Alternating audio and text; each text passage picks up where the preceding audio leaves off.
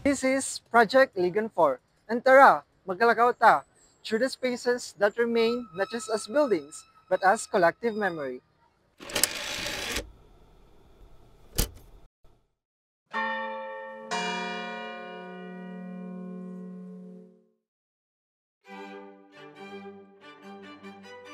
At the heart of Iligan City stands St. Michael's Cathedral, a symbol of the city's enduring faith and history. Constructed in 1900s, this cathedral was the first church built on the site, replacing earlier structures that had served the community.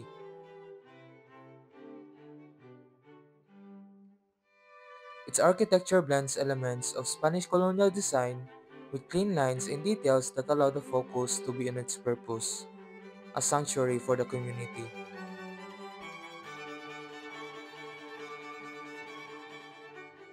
Kasal, bunyag, dinay nagaampo ang kasing-kasing sa lungsod. Along Badelia Street in Iligan City stands the Benjamin B. Andrada Building, a testament to the city's rich history and architectural heritage. Constructed in the 1930s, the house was built by Captain Benjamin B. Andrada and his wife Concepcion Luch Andrada. The building reflects a mix of Filipino-Spanish colonial architecture characterized by its balkon na kahoy, bintana, ug hagdanan nga nagdala paingon sa ikaduhang andana.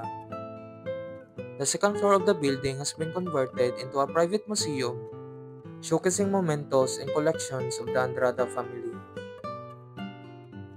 Visitors can glimpse into the lives of the family through personal belongings, religious artifacts, and travel souvenirs. More than just a building, the Benjamin B. Andrada Building tells the story of the past, holding memories, traditions, and the legacy of the family who once lived here, quietly standing through the years.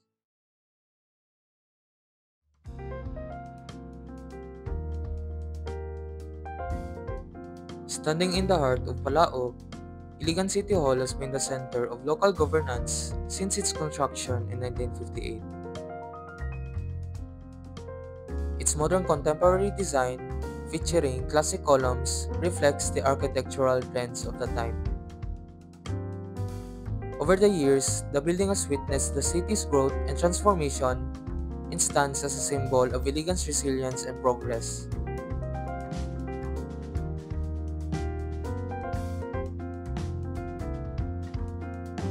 Right beside it stands the Anao Amphitheater.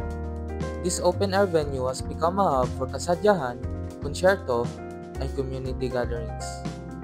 Its design harmonizes with the natural landscape, providing a space where the community comes together to celebrate and connect.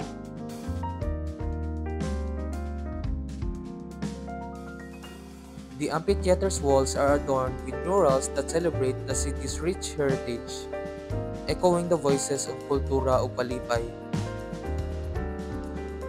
Just beside the amphitheater stands the Ethnic Center and Museum, a quiet space that holds Iligan stories.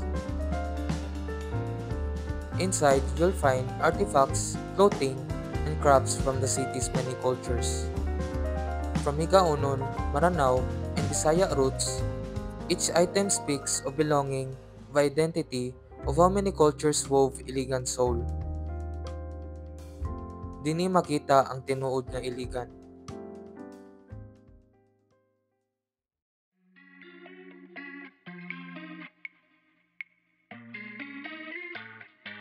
Further south in Barangay Santiago, Paseo de Santiago opened stores to the public in 2015. Paseo de Santiago welcomes visitors with its castle-like structure. Inside, the park reveals a castle, surrounded by fountains and beautiful landscapes. Adunay lapu-lapu nga nagtindog at pangsabaybayon and a giant Iligan City sign proudly overlooking the waves. It is not just a park, it stands as a living testament to Iligan's rich cultural heritage, offering everyone who enters a chance to connect with the city's past and present. Ang parke ay usa ka pahimangno nga ang kagahapon ug karon magkahiusa.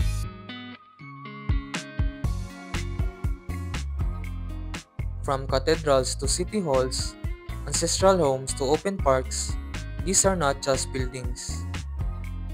Kini ang panumduman, kasing-kasing ug kalag sa Iligan. And as long as this walls stand, padayon ang istorya sa atong lungsod. Before we end this journey, hello! But before we end this journey, let us take you even deeper. We've created a digital spaces where these stories live on. Our own website featuring the very architectures we explored today. From historical gallery, landmarks, to personal opinions, it's a tribute crafted with heart for Iligan and beyond. Whether you're a local or a curious traveler, we invite you to explore ProjectIligan4.com Because with starts with knowing it.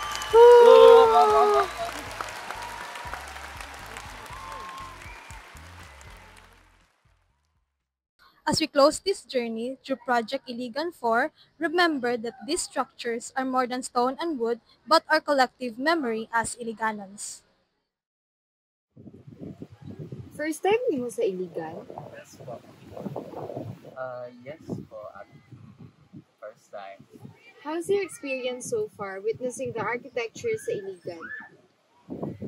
So far kay person or kayo na amaze ako. Actually, nindot siya na place no if makalaag-laag ka sa Iligan.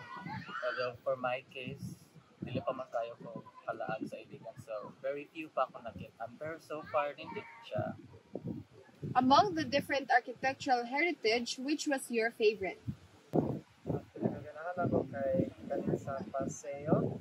Kay ano siya, all in one. Perfect for adults, couples, even for families and children. Ang akong naganahan so far is here sa Paseo. Kay nindot kay ang view and very peaceful kay ang atmosphere. Each building tells a story. Each space whispers the dreams of our ancestors. Kini ang Iligan, where the echoes of the past meet the promises of tomorrow. Let us continue to cherish, protect, and celebrate these living monuments of our vibrant culture.